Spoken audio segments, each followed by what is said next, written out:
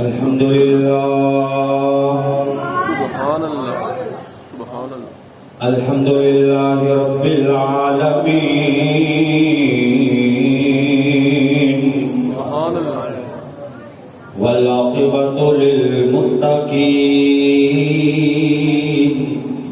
سبحان اللہ والصلاة والسلام على سيد الأنبياء والمرسلين وأصحابه الهادين المهديين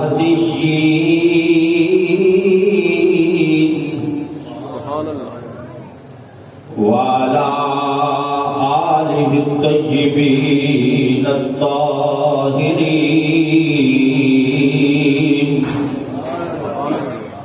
وأوليائه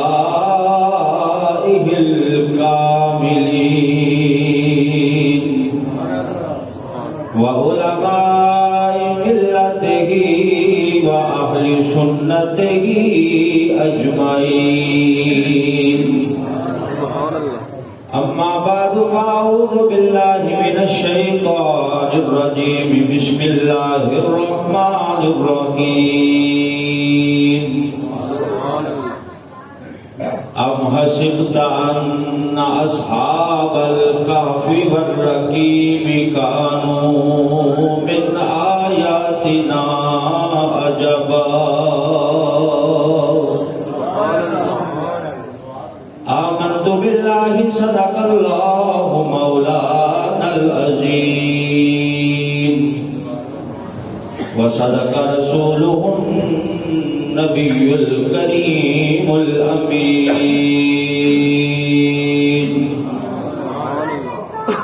الصلاة والسلام عليك يا رسول الله مل کے پڑھے ہوئے الصلاة والسلام عليك يا رسول الله وعلى آلك وأصحابك يا حبيب الله الصلاة والسلام عليك يا خاتم النبيين وعلى آلك وأصحابك يا رحمة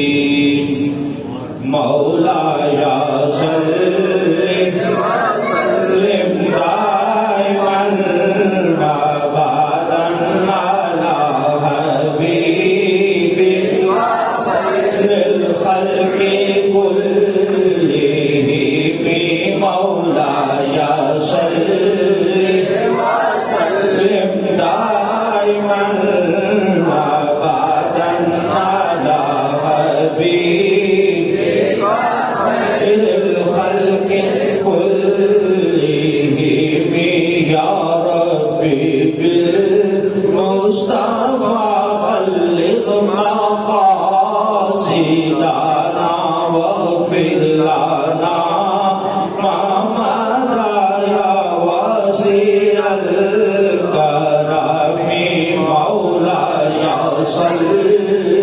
وسلم دائما أبدا على حبيبك خير الخلق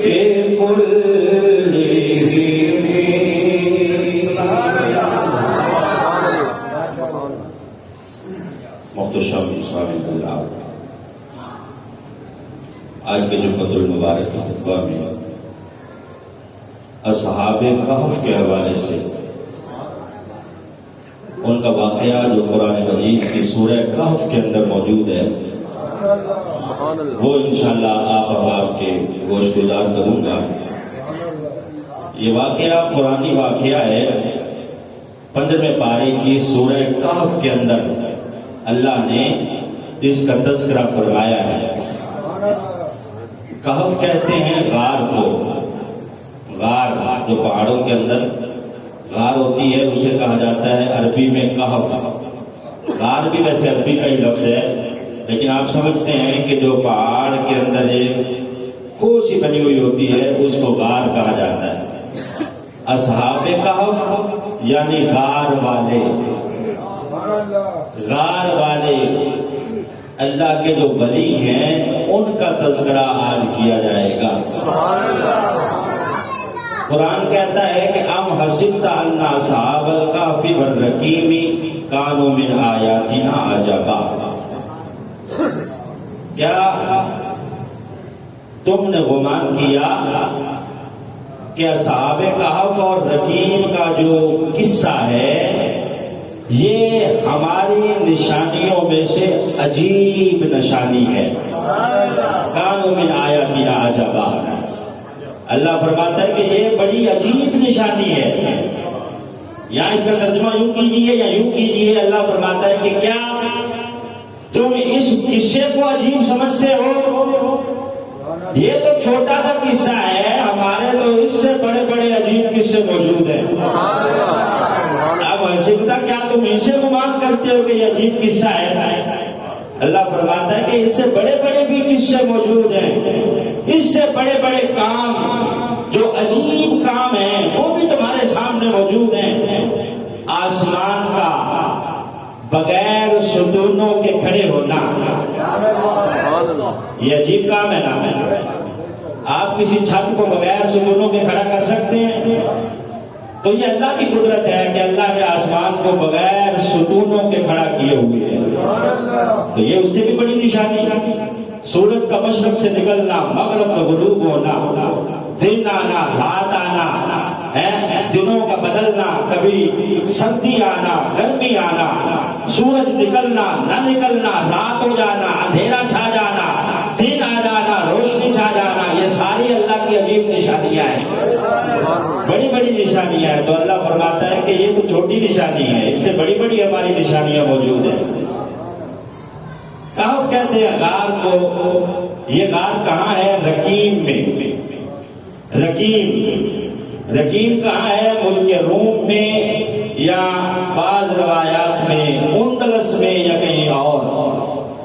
وہاں کس وقت کا یہ قصہ ہے؟ حضرت عیسیٰ علیہ السلام جب آپ تشریف لے گئے، حضرت عیسیٰ علیہ السلام جب تشریف لے گئے تو ایک بادشاہ جس کا نام تھا دقیانوس. کیا بادشاہ کا نام تھا بھائی؟ دقیانوس.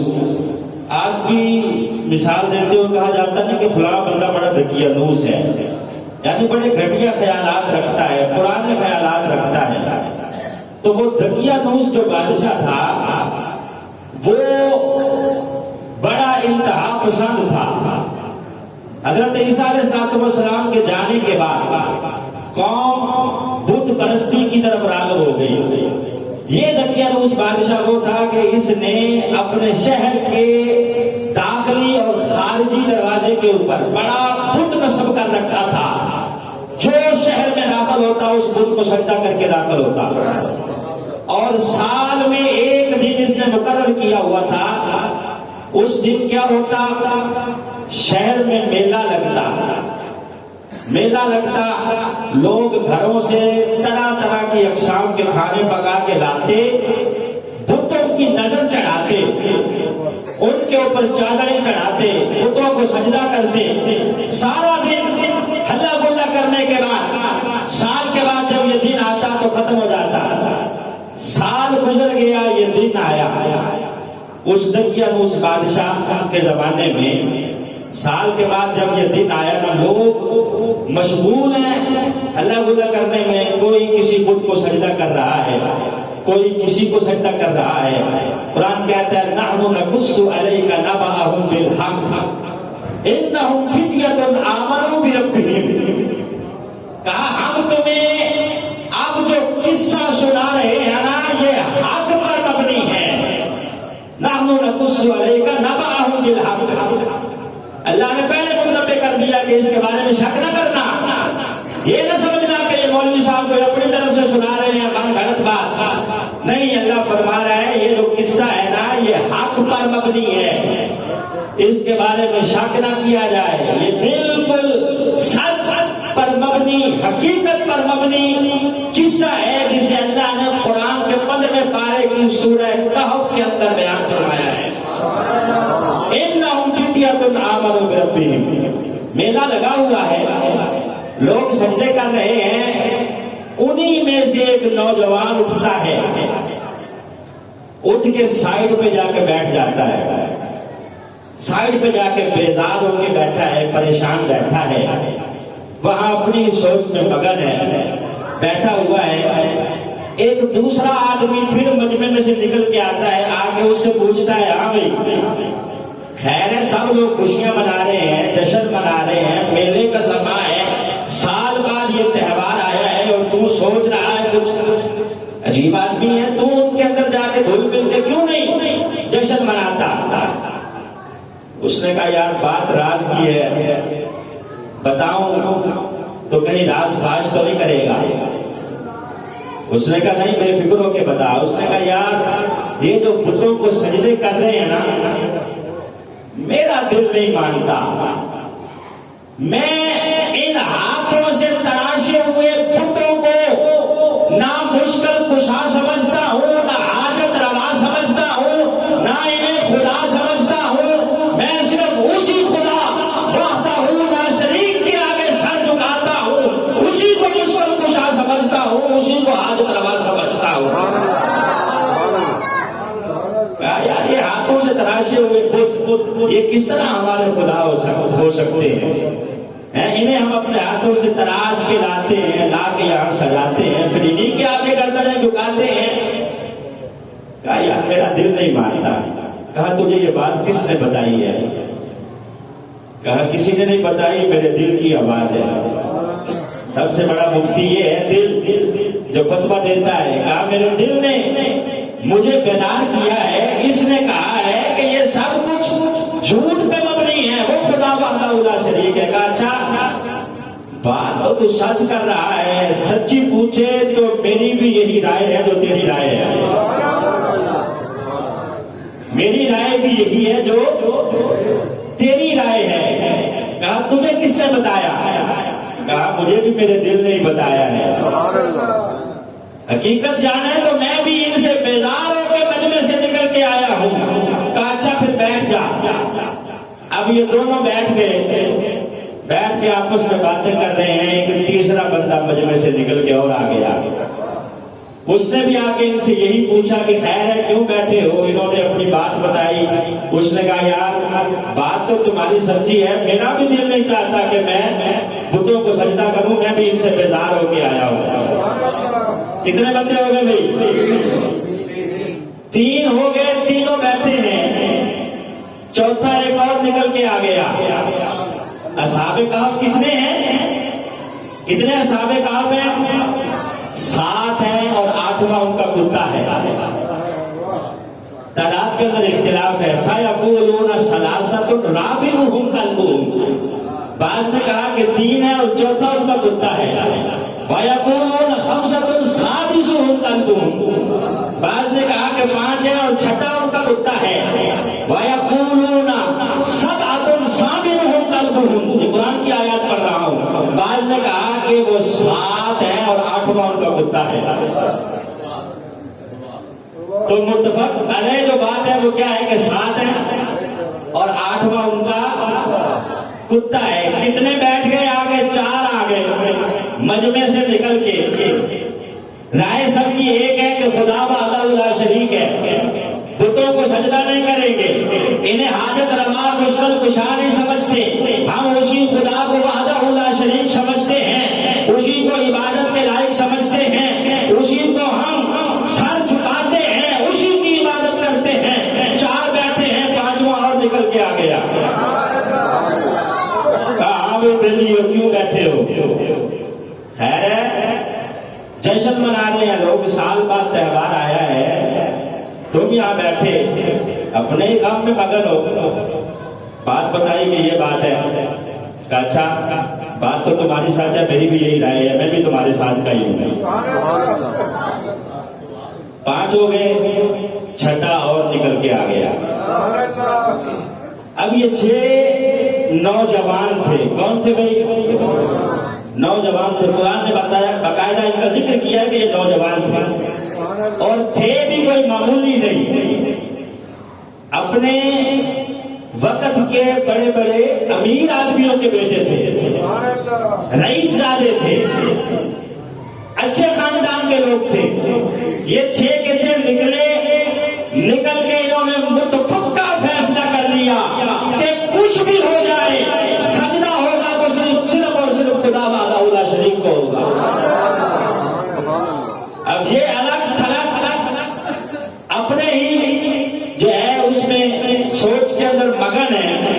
وقت گزرتا گیا، بادشاہ تک رپورٹ پہنچ گئی کہ 6 بندے آپ کے حکم کے باغی ہو گئے ہیں.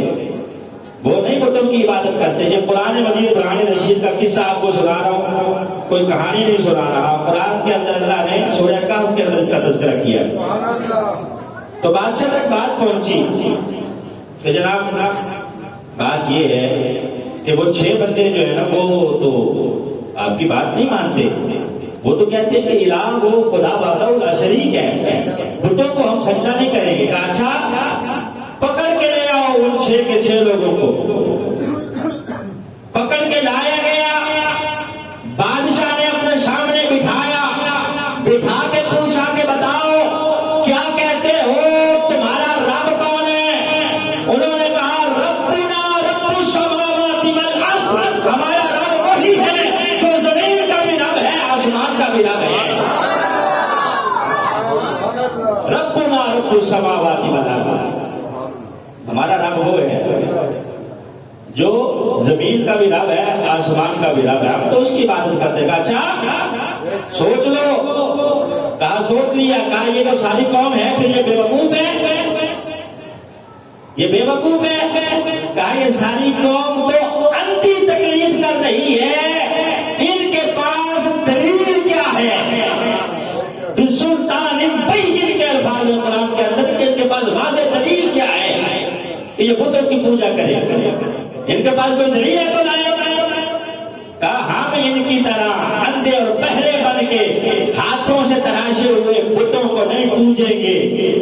اچھا اب بادشاہ نے سب کو لٹا دیا، سب کو لٹا کے چھاتی پہ پاؤں رکھ کے تھوڑی سے پکڑ کے کہا کہ خبردار باز آ جاؤ، باز آ جاؤ، ابھی بھی وقت ہے ورنہ گردن اٹھا دی جائے گی.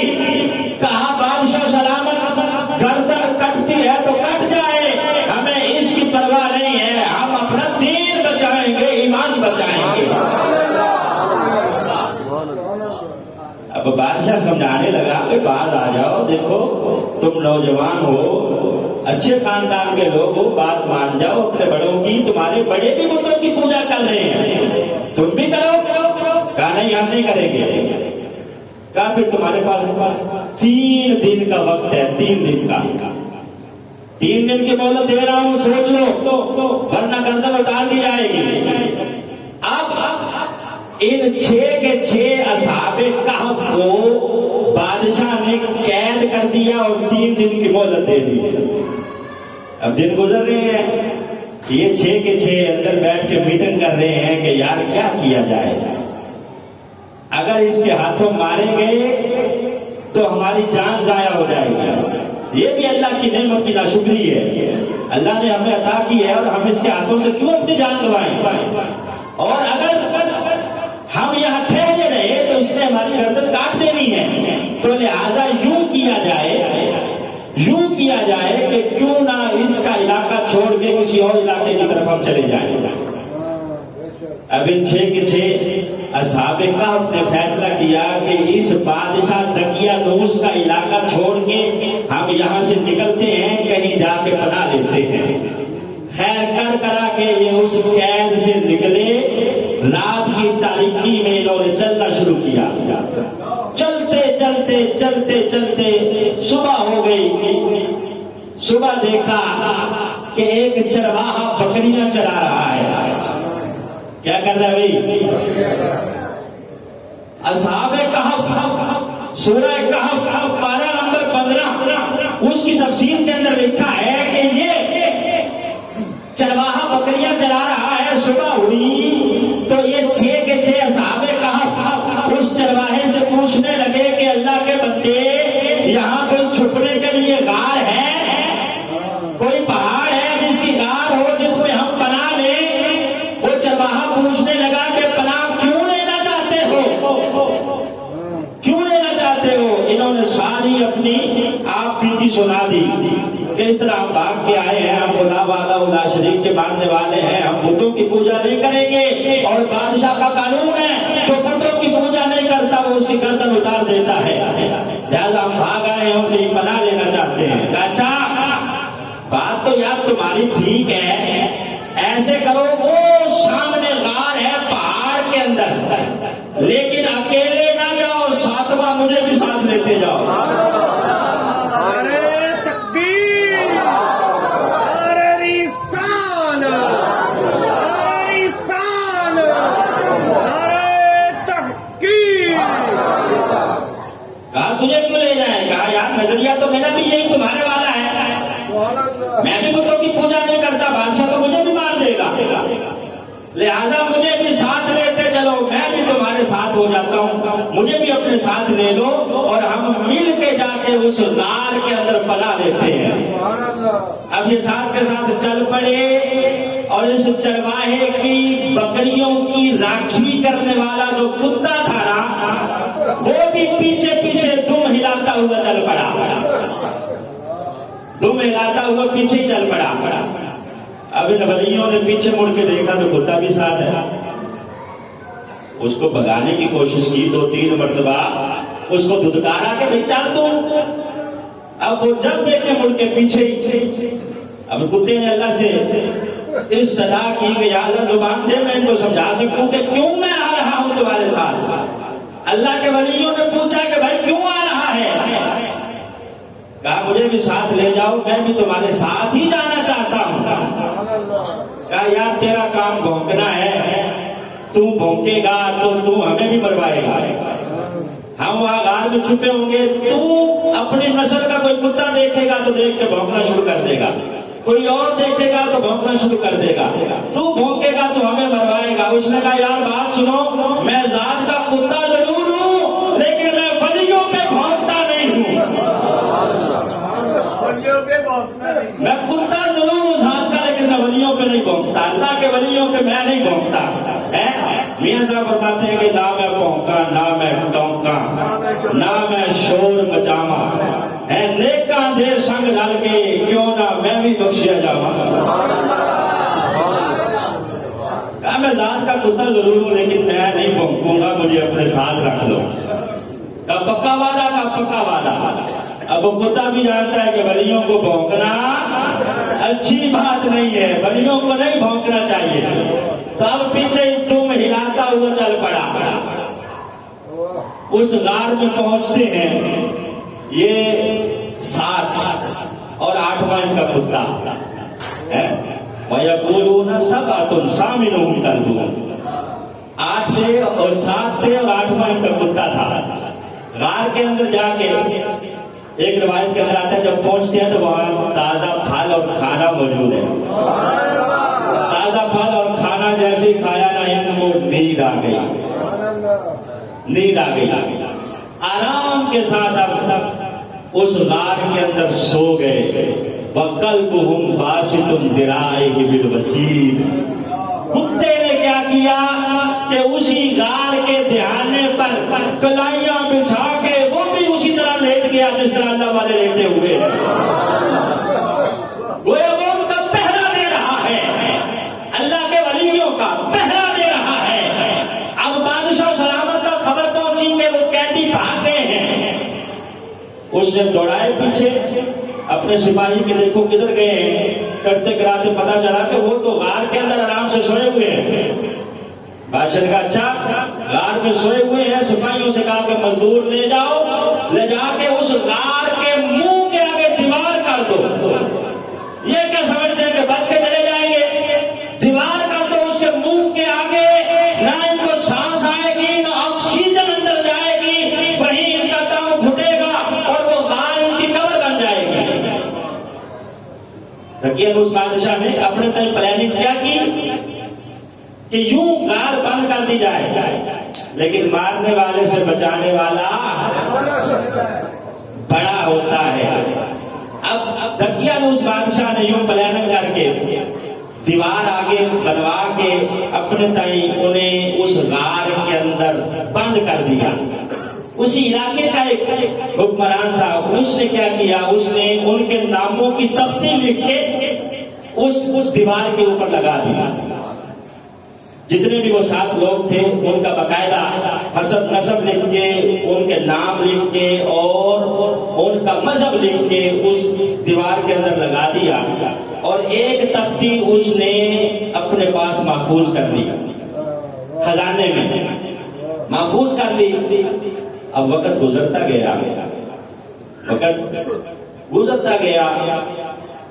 بادشاہ جو دقیانوس تھا وہ فوت ہو گیا، اس کے بعد دوسرا بادشاہ، تیسرا بادشاہ، چوتھا بادشاہ، کتنی صدیاں گزر گئی؟ 3 صدیاں قرآن کہتا ہے گزر گئی، اور یہ غار والے کیا کر رہے ہیں؟ غار کے اندر آرام کر رہے ہیں۔ قرآن نے کہا ہے کہ 309 سال گزر گئے، یہ غار میں آرام کر رہے ہیں۔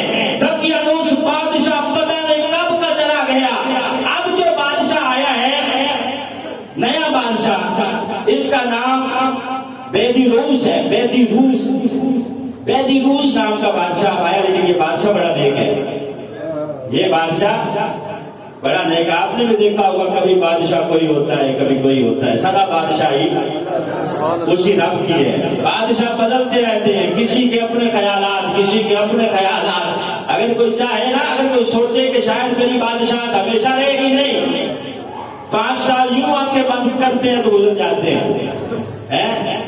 سدا بادشاہ رب کی ہے۔ اب یہ جو بادشاہ ہے یہ بڑا نیک ہے، اس نے زمانے میں اللہ کی توحید کے ڈنکے بجا دیے ہیں۔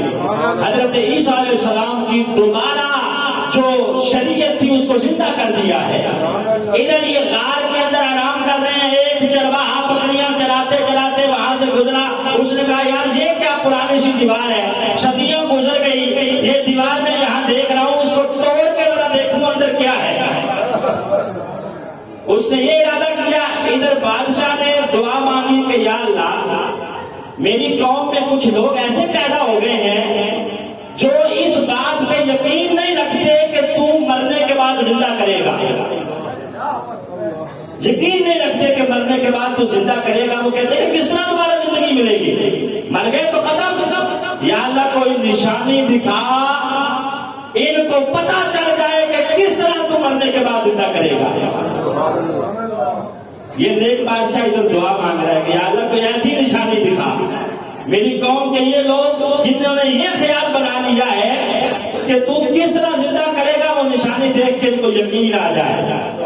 ادھر چرواہے نے دیوار توڑی غار کی، اندر جب داخل ہوا دیکھا کہ 7 بندے اور 8واں کتا آرام سے مزے سے سوئے ہوئے ہیں۔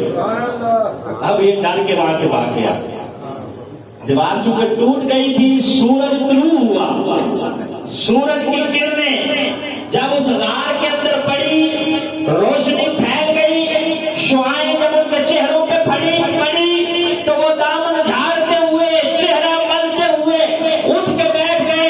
ایک کہنے لگا یار آج تو ہمیں بڑی گہری نیند آئی ہے، رات تو ہم ایسا سوئے کہ سوئے رہ گئے۔ قرآن کہتا ہے کتنا سوئے، لبثت یوما او بعد یوم، ایک دوسرے کو کہہ رہے کہ شاید ہم 1 دن سوئے ہیں یا 2 دن سوئے ہوں گے یا دن کا کچھ حصہ سوئے ہوں گے۔ پھر سارے مشورہ کہنے لگے چلو چھوڑو یار اس بات کو، جتنا بھی سوئے اللہ جانتا ہے ہم کتنا سوئے۔ جب سوئے ہوئے ہیں 309 سال ہو گئے، نہ بھوک لگی ہے نہ پیاس لگی ہے، جسم پہ جو لباس پہنا ہوا ہے وہ بھی پوشیدہ نہیں ہوا، وہ بھی پوشیدہ نہیں ہوا۔ قرآن میں اللہ فرماتا ہے کہ یہ سوئے ہوئے تھے، ہم ان کی کروٹیں بدل رہے تھے۔ وَنُكَلِّمُهُمْ ذَاتَ الْيَمِينِ وَذَاتَ الشِّمَالِ، ہم کبھی دائیں جانب ان کو کرتے، کبھی بائیں جانب کر دیتے تھے۔ ایک طرف تو سو کے بندہ تھک جاتا ہے نا، وہ سائڈ ہی شل ہو جائے گی، پاگل ہو جائے گا اگر ایک ہی سائڈ میں بندہ سویا رہے۔ رات کو ہم بھی کروٹیں بدلتے ہیں، اب یہ سوئے ہوئے ہیں، کروٹیں کون بدل رہا ہے؟ اللہ فرماتا ہے میں ان کی کروٹیں بدلتا رہا، یہ ماہوے حرام تھے، پھر میں نے سورج کی روشنی سے بھی انہیں محفوظ کیے رکھا کہ کہیں ان تک روشنی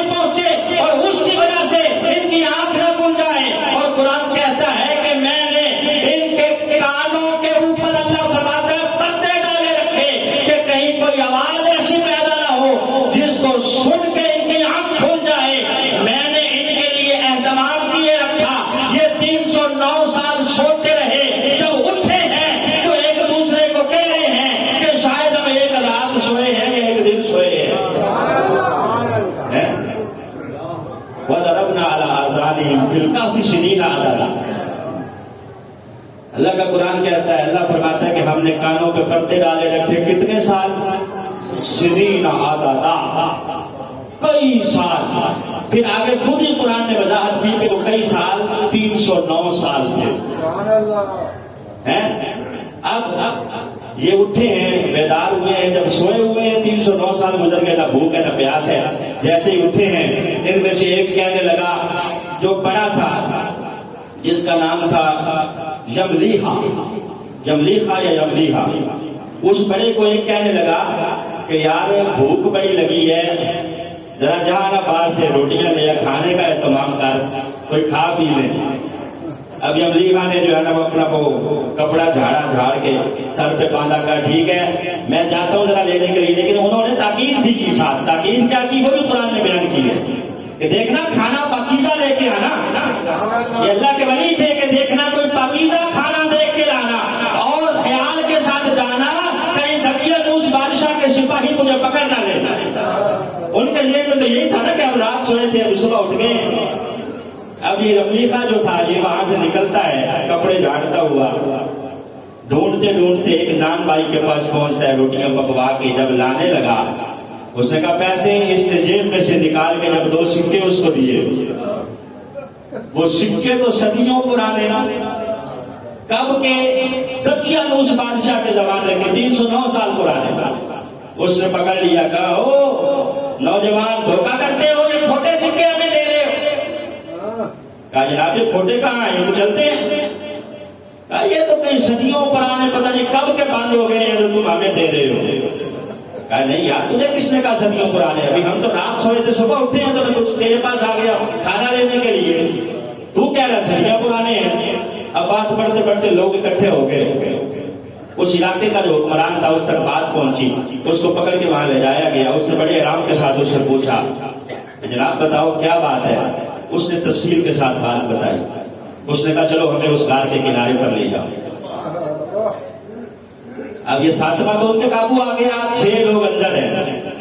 باہر جب شور سنا نا تفسیر کے اندر آتا ہے انہوں نے اندر اللہ کا ذکر شروع کر دیا، اللہ اللہ اللہ۔ کیوں؟ یہ سمجھے کہ شاید دقیانوس بادشاہ کے سپاہی آ گئے ہمیں پکڑنے کے لیے، اندر اللہ کا ذکر شروع کر دیا۔ ادھر یہ بادشاہ اور اس کے لوگ اندر داخل ہوئے غار میں، انہوں نے دیکھا، پوچھا، اور باقاعدہ وہ تختی دیکھی جو دیوار کے اوپر لگی ہوئی تھی، پتہ چل گیا تو یہ تو وہ 7 بندے ہیں جو دقیانوس بادشاہ کے زمانے میں غائب ہوئے تھے، اور یہ اتنا 309 سال یہاں غار کے اندر سو رہے تھے۔ بات پھیلتے پھیلتے بادشاہ وقت کے پاس پہنچی، جس نے دعا مانگی تھی یا کوئی دلیل دکھا کہ تو کس طرح زندہ کرے گا۔ وہ بادشاہ یہاں پہنچا غار میں، اس نے جب دیکھا، دیکھ کے کہنے لگا او لوگوں اب تو باز آ جاؤ، دیکھو اللہ نے نشانی دکھا دی ہے، اگر یہ 309 سالوں کے بعد رب زندہ کر سکتا ہے تو اللہ مرنے کے بعد بھی زندہ کر سکتا ہے۔ جس طرح اللہ نے انہیں زندہ کیا ہے 309 سالوں کے بعد، ان اللہ علی کل شیء قدیر، اللہ ہر چیز پہ قدرتیں رکھنے والا ہے۔ تو کہتے تھے کہ کس طرح زندہ ہو، مرنے کے بعد ہوا جائے گا، کہا اسی طرح جس طرح اس نے پہلی بار زندگی عطا فرمائی تھی۔ اس وقت تو مٹیریل بھی نہیں تھا نا، انسان تھا ہی نہیں، اس وقت تو کوئی چیز ہی نہیں تھی۔ اب تو مرنے کے بعد تو ہڈیوں میں کوئی ذرے تو موجود ہوں گے نا، ان ذروں کو دوبارہ زندگی عطا کرنا اس کے لیے کیا مشکل ہے جو پہلی مرتبہ زندگی عطا کر سکتا ہے۔ تو وہ بادشاہ کہنے لگا دیکھو اللہ نے نشانی دکھا دی ہے، اسی طرح اللہ زندہ فرمائے گا جس طرح ان غار والوں کو زندہ کیا۔